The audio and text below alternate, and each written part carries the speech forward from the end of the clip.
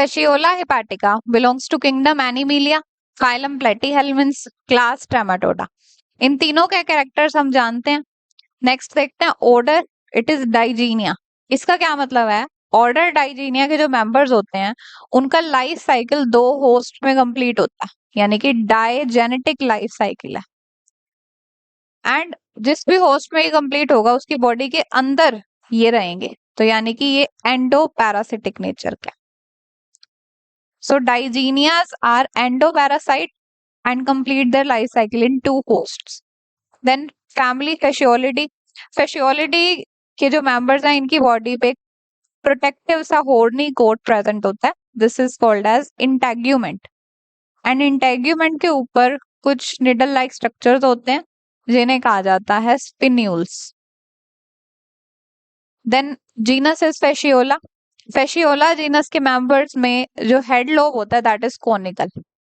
तो ये देखिए ये हेड लॉब है, ये कॉनिकल शेप का है।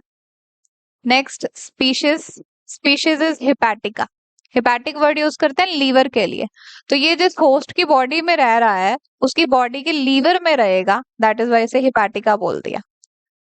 इसका कॉमन नेम है शीप लीवर फ्लूक। ऐसा इसलिए है क्योंकि शीप इसका होस्ट है एंड शीप के लीवर में ये रह रहा है, इसलिए शीप लीवर फ्लूक बोला जाता है। अब इसके कुछ कैरेक्टर्स देखते हैं। पहले देखेंगे इसकी हैबिटेट। तो देखिए ये होस्ट की बॉडी में लीवर में पाया जाता है, अंदर पाया जा रहा है एंडोपैरासाइट है, एंडोपैरासाइट। लीवर में भी कैविटीज में पाया जाएगा, इसीलिए इसको बोला जाता है सीलोजोइक एंडोपैरासाइट। सीलोजोइक का मतलब है, सीलो मतलब कैविटी, जैसे सिलोम वर्ड यूज करते हैं उसका मतलब कैविटी होता है। जोइक वर्ड यूज करते हैं ऑर्गेनिज्म या एनिमल के लिए, तो कैविटी में रहने वाला एनिमल है। कैविटी में भी ये बाइल डक्ट की कैविटी में पाया जाता है। नेक्स्ट डिस्ट्रीब्यूशन देखते हैं। तो फेशियोला हिपैटिका की स्टडी हुई थी सबसे पहले यूरोप में, यूरोपियन कॉन्टिनेंट में ये पाया गया था। देन यूरोप से ये स्प्रेड होके सभी कॉन्टिनेंट्स में चला गया except Antarctica. Next habits. Fasciola hepatica large distance जल्दी जल्दी मूव नहीं कर पाता, ये बहुत धीरे धीरे मूव करता है, जिसे बोला जाता है रिगलिंग मूवमेंट्स करता है। देन बाइल डक्ट में ये प्रेजेंट है, वहां पे ऑक्सीजन नहीं होती, तो यानी कि अगर ये रेस्पायर करेगा तो विदाउट ऑक्सीजन रेस्पायर करेगा, that is an aerobic respiration ये करेगा। अब ये खाता क्या है?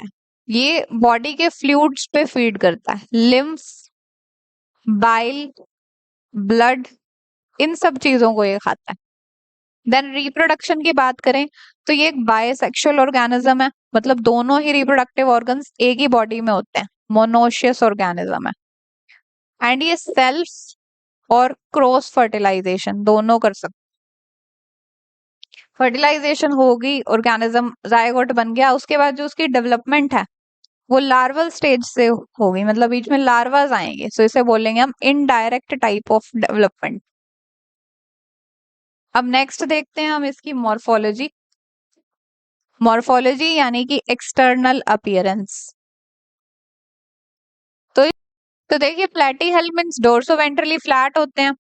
फेशियोला हिपैटिका को अगर देखें तो ये डोर्सोवेंट्रली फ्लैट तो होगा, बट इसकी जो शेप है that is almost leaf like, so उसकी शेप हो गई लीफ लाइक। देन इसकी बॉडी का कलर डार्क ब्राउन होता है एंड ये फ्लूक्स में से लॉन्गेस्ट साइज का फ्लू होता है। Fasciola hepatica is longest in size among flukes. Then इसकी बॉडी जो है, इसको अगर हम 2 इक्वल हाफ्स में कट करना चाहें तो इस हाफ से इसको कट कर सकते हैं, इस मिडल हाफ से, यानी कि ये बायलेटरली सिमेट्रिकल है, बायलेटरल सिमेट्री पाई जा रही है। फिर इसकी बॉडी के डिविजन्स देखिए, 2 डिविजन्स हैं। First is head lobe, second is posterior part. Head lobe में 2 चीजें आती हैं, एक तो आता है ओरल सक्कर, सक्कर यानी कोई चिपकने वाली चीज, अब क्योंकि ये होस्ट की बॉडी के अंदर रहेगा तो बॉडी के अंदर चिपकने के लिए इसको इसके पास शक्कर होना जरूरी है। इस शक्कर के अंदर माउथ प्रेजेंट होता है, इसलिए इसे ओरल शक्कर कहा जाता है। तो ये तो हो गया शक्कर, इसके अंदर ये ट्रायंगुलर शेप का माउथ देख रहे हैं। तो हेड लोब में दो चीजें हो गई, माउथ एंड ओरल शक्कर। देन पोस्टीरियर पार्ट पे आ जाते हैं। पोस्टीरियर पार्ट पे एक और शक्कर होता है, दैट इज कॉल्ड एज एसिटैबुलम और वेंट्रल शक्कर। एंड इसके अलावा इसके पास 3 ओपनिंग्स होती हैं इस रीजन में। पोस्टीरियर पार्ट में 3 ओपनिंग्स होती हैं। एक ओपनिंग है gonopore, this is genital aperture, नाम से ही क्लियर है इसका काम। देन दूसरी ओपनिंग है एक्सक्रीटरी पोर और नेफ्रीडियोपोर, अगेन इसका काम भी नाम से क्लियर है। एंड इन दोनों के अलावा एक और ओपनिंग होती है जो ब्रीडिंग सीजन में ही दिखती है।